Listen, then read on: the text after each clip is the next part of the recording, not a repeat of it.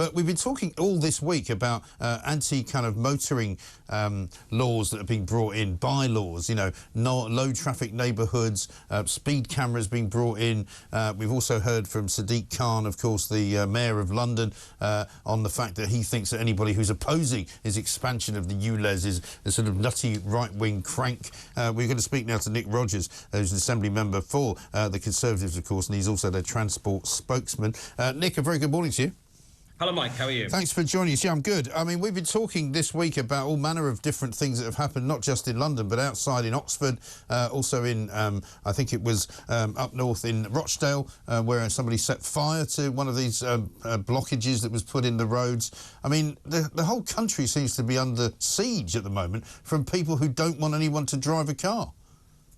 Well, absolutely. And ULEZ expansion is one of the worst of all of these policies, simply because it will affect so many thousands upon thousands of people. Yeah. I mean, as you can imagine, my inbox has been full of residents, businesses, charities who face from the mayor's policy. Yeah, exactly right. I mean, I think 700,000 is the approximate number of people who are likely to be affected just in London alone. But we've seen, as I say, earlier this week, footage of a woman trying to drive through a roadblock which looked like it was just set up by local residents rather than actual council people. It didn't look like an official roadblock at all. So there is this kind of creeping sense that there are two tribes, effectively, in this country. Those who need to drive to go to work or to take their kids to school or to do whatever it is that they do, and those kind of NIMBY types who say, oh, no, you can't drive down my street because you're going to pollute the air.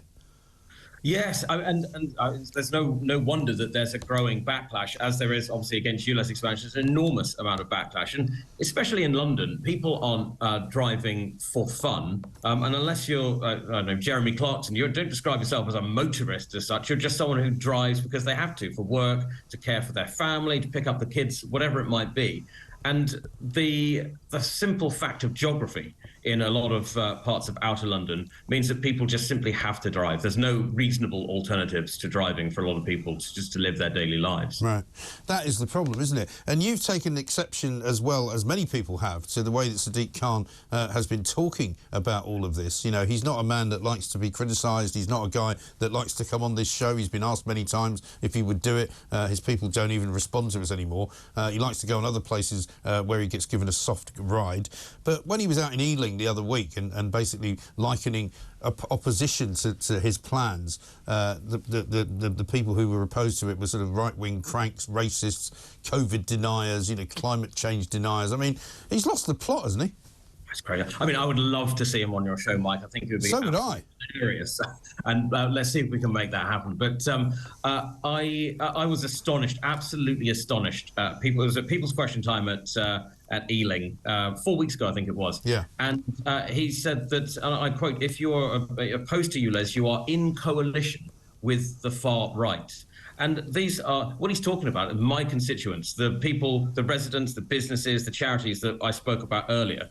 Those are the people who he's saying are in coalition with the far right. It's absolutely disgraceful, and it's designed to deflect criticism from him. But ultimately, it's a smear against thousands of ordinary Londoners who have very, very valid reasons for opposing his policy. Yes, absolutely right. And you've written an open letter to the mayor. Have you had any response from him yet?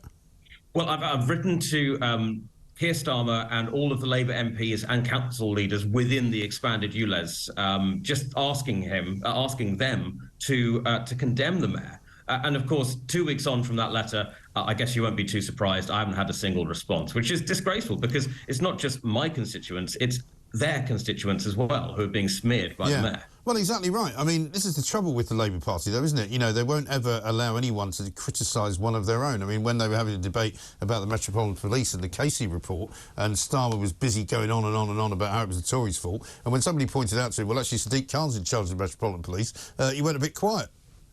Yes, absolutely. I mean, on ULEZ, you've had actually 4 Labour MPs have come out with some criticisms of the plan, which I think in the context of what you're talking about, Labour being a very sort of tight-knit, circle the wagons kind of organisation, that speaks volumes about just how much opposition they must be getting from their residents on this. Yeah, absolutely right. And also, what are you hearing about the general? I mean, we've got today, for example, we've got the Conservatives talking about net zero. We've got Grant Shapps, who was on the breakfast show this morning, banging on about how, you know, this is something we must do. You know, if we don't do it, you know, we're all going to die. It's kind of rather hysterical, and it's kind of disappointing, I think, for a lot of people to see how much it's costing us to go down this net zero route. And I know that, you know, Conservative Party policy appears to be officially in favour of net zero, but when it's becoming so dangerous and harmful to the general public and to the general economic wealth of the country and of the individuals in this country, surely somebody can put a brake on it, can't they? I think with all these policies, the important thing is that we take people with us. Yeah. And ULEZ expansion is a classic example of a policy where people are not being taken along on the journey. Yeah. They feel like it's being done to them rather than with them. And I think we'll probably look back on the mayor's ULEZ expansion as an example of how not to do policy making. Yes, I think that's right. But I mean, given that you're in the Tory party, I would beseech you, Nick, if you can, on my behalf, to say to them, look, can you just calm your jets a bit on this? Because people are suffering, you know, their energy bills are going through the roof. And what they don't need to hear is people like Grant Shapps saying, oh, the great thing is renewable energy is getting a lot cheaper. Well, if it got cheaper, I think people would be very happy to have it. But it doesn't look that way.